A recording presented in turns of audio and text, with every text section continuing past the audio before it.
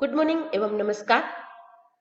आज हम हमारे हिंदी विषय में इकाई 4 जिसका नाम है कर्मयोगी लाल बहादुर शास्त्री। तो कर्मयोगी किसे बोलते हैं?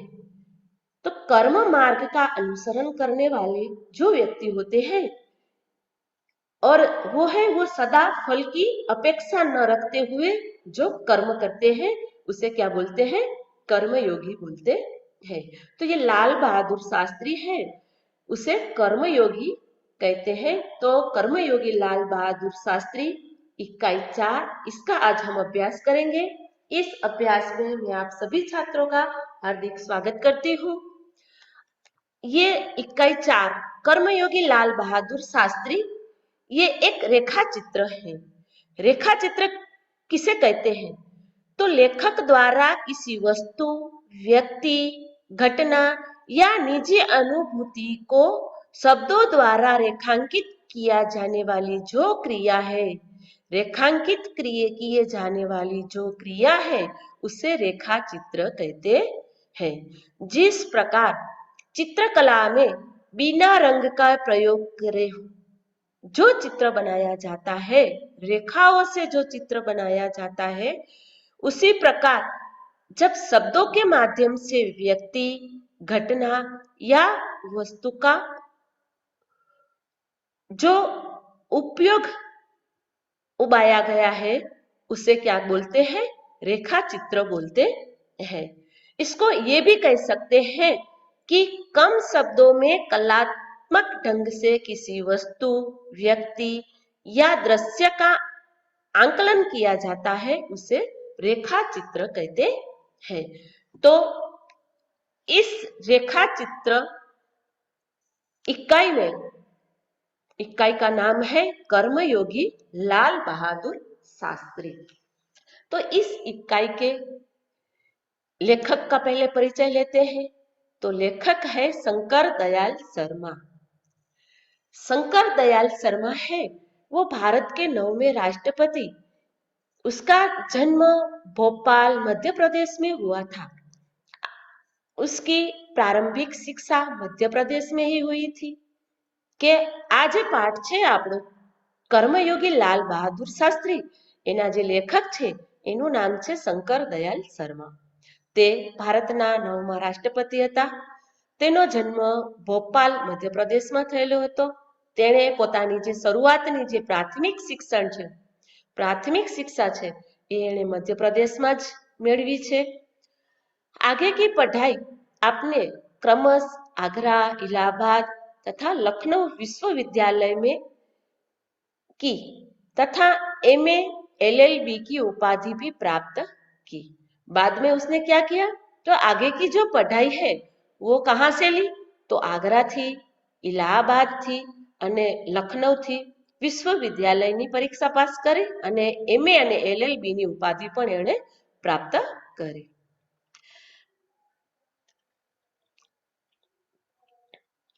बाद में कैम्ब्रिज विश्वविद्यालय में पीएचडी की उपाधि अर्जित की. પછી ત્યારબાદ તેણે કેમ્બ્રિજ વિશ્વવિદ્યાલય છે તેમાં તેણે પીએચડી ની પદવી પ્રાપ્ત કરી. वहीं पर एक वर्ष प्रवक्ता रहे. પછી ત્યાં છે એ એક વર્ષ સુધી તે એક લેક્ચરર તરીકે રહ્યા. तत्पश्चात भारत लौटकर उन्होंने राजनीति में सक्रिय कार्य किया. ત્યાર પછી તે છે એ ભારત પાછા આવી અને રાજનીતિમાં તેણે સક્રિય કાર્ય કર્યું.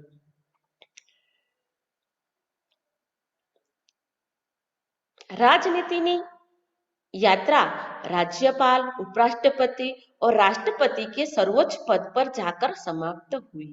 પછી છે તે તેની રાજનીતિની જે યાત્રા હતી તે રાજ્યપાલ, ઉપરાષ્ટ્રપતિ અને રાષ્ટ્રપતિ સુધીના સર્વોચ્ચ એટલે કે ઊંચા પદ ઉપર જઈ અને પછી તેણે સમાપ્ત પૂરી કરી. हिंदी और अंग्रेजी दोनों भाषाओं में उसने पुस्तकें लिखी जिनमें से कुछ इस प्रकार है: देशमणि, हमारे पथ प्रदर्शक, प्रतिष्ठित भारतीय तथा हमारे चिंतन की मूल धारा. કે એણે જે પુસ્તિકાઓ જે લખી એ અંગ્રેજીમાં લખી અને હિન્દીમાં પણ લખી.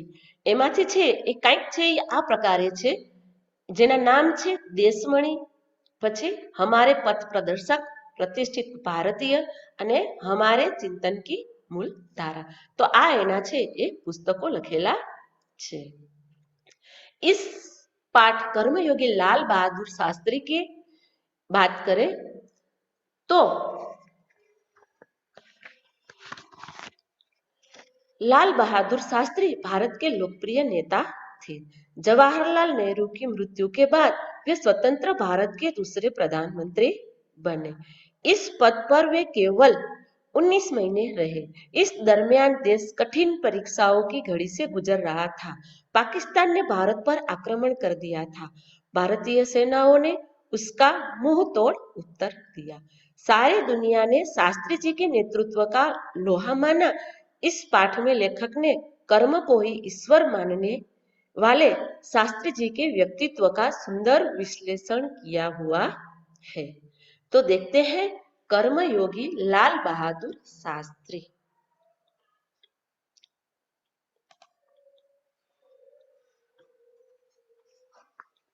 पठन कीजिए। शास्त्री जी के नाम के साथ कर्मयोगी विशेषण जोड़ना बिल्कुल युक्त है कि शास्त्री जी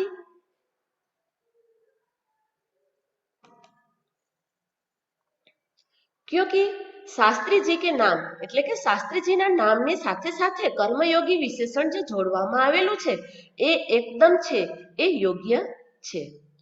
क्योंकि मुझे तो उनका सारा जीवन ही कर्म से भरा हुआ मालूम पड़ता है।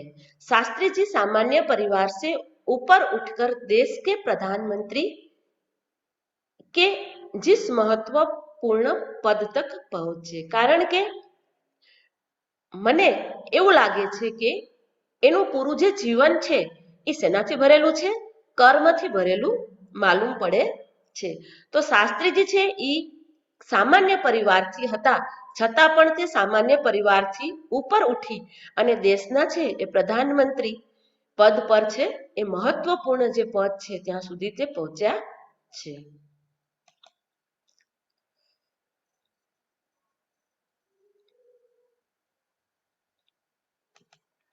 उसका रहस्य उनके कर्मयोगी होने में ही छिपा हुआ है કે તેનું જે રહસ્ય છે એ તેનું કર્મયોગી માં જ છુપાયેલું છે। वे उन लोगों में भी नहीं थे કે તે છે એ એવા લોકોમાં નહોતા।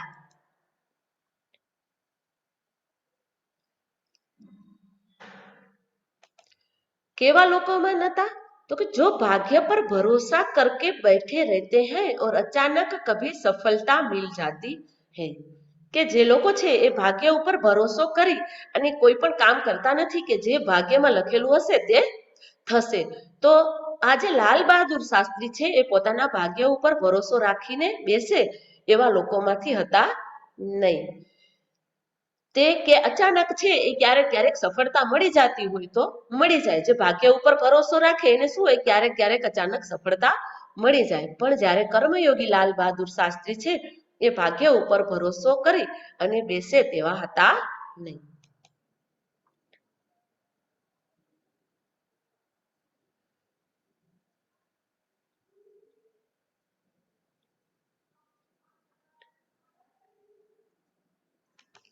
बल्कि वे उन लोगों में से थे जिनको अपनी हथेली की लकीरों के बजाय अपने चिंतन और कर्म की शक्ति पर अधिक भरोसा होता है।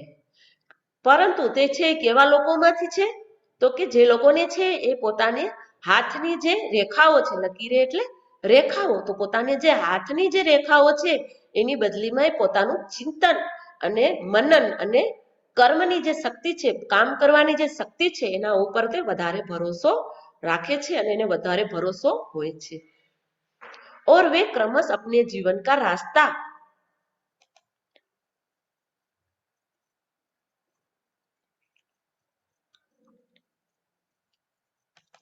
और वे क्रमश अपने जीवन का रास्ता बनाते हुए आगे बढ़ते હે કે છે એ પોતે છે પોતાના કર્મની શક્તિ ઉપર વધારે ભરોસો રાખે છે અને પછી છે તે ક્રમ પ્રમાણે છે પોતાના જીવનનો જે રસ્તો હોય તે બનાવતા બનાવતા આગળ વધે છે.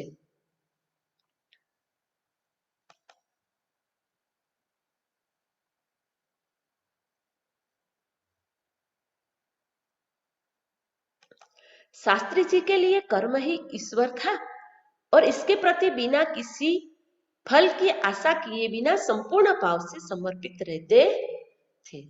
कर्मयोगी कैसे बोलते हैं, हमने आगे देखा कि जो है वो कर्म करते हैं लेकिन फल की आशा का भाव उसमें नहीं होता है. तो शास्त्री जी जो है वो भी कर्म ही को ईश्वर मानते हैं और इसके प्रति बिना किसी फल की आशा करते नहीं है और संपूर्ण भाव से कर्म को समर्पित रहते हैं.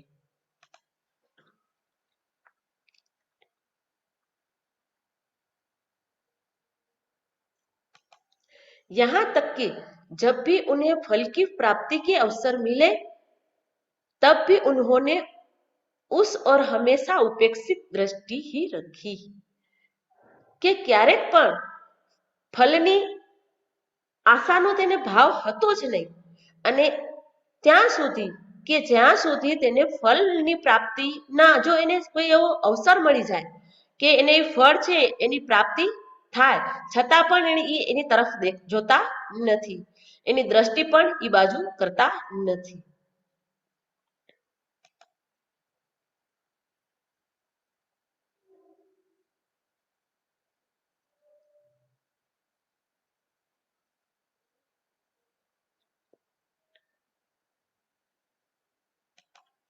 उनका जीवन दर्शन गीता के निष्काम कर्मयोगी का प्रतिफल है कि उसका जो जीवन है वो कैसा है तो के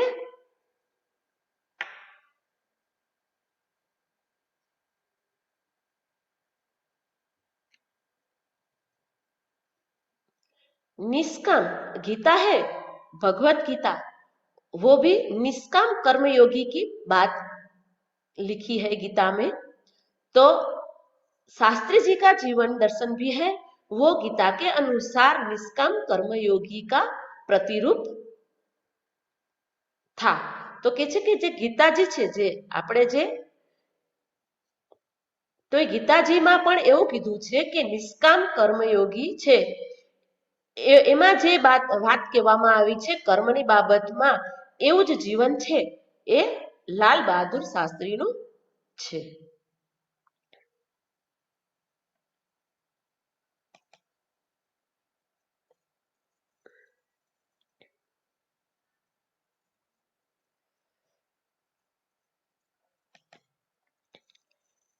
इसीलिए मैं समझता हूँ कि उन्हें केवल कर्मयोगी की बजाय निष्काम कर्मयोगी कहना अधिक उपयुक्त है કે એટલા માટે છે એ લેખક એમ કહે છે કે હું એમ સમજુ છું કે આપણે જે લાલ બહાદુર શાસ્ત્રીને ફક્ત કર્મયોગી કહીએ એનાથી પણ વધારે નિષ્કામ કર્મયોગી છે જો આપણે એને કહીએ કે એને કોઈ પણ જાતના ફળની અપેક્ષા વગર જે કર્મ કરવાની વાત કરે એને નિષ્કામ કર્મયોગી કહેવામાં આવે અને નિષ્કામ કર્મયોગી છે એ આપણે એને કહીએ તો વધારે યોગ્ય થશે.